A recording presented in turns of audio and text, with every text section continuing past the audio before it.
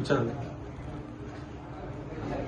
ठाकुर्ली फाटकमध्ये जे पुलाचं काम सुरू होणार आहे ते तर 4 लेनचं प्रस्तावित करण्यात आलं. कधीपर्यंत सुरू होईल आणि कसा आराखडा असणार?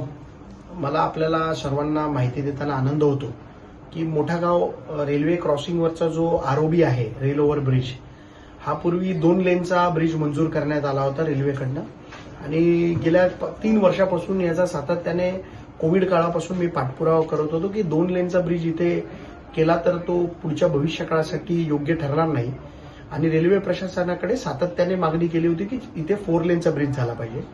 आणि आज मला आपल्याला सांगताना आनंद होतो की हा 2 लेन ऐवजी आता 4 लेनचा ब्रिज होणार आहे आणि 4 लेनच्या ब्रिजला प्रशासकीय मान्यता मिळण्यासाठी आयुक्तांनी पत्र कलेक्टर साहेबांना पाठवलेलं आहे आणि लवकरच त्याला मान्यता मिळाली की या ब्रिजचं काम सुरू होईल.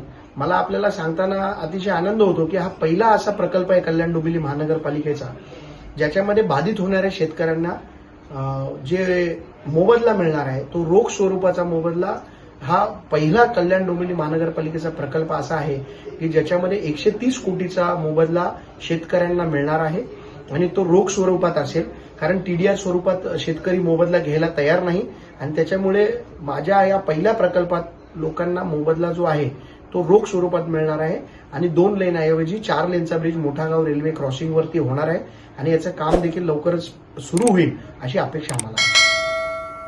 तुमच्या आजूबाजूला घडणाऱ्या घटना पाहण्यासाठी इंडियन टीव्ही न्यूज यूट्यूब चॅनलला लाईक, शेअर, सबस्क्राईब करा आणि नवीन व्हिडिओज बघण्यासाठी बेल आयकॉनवर क्लिक करा.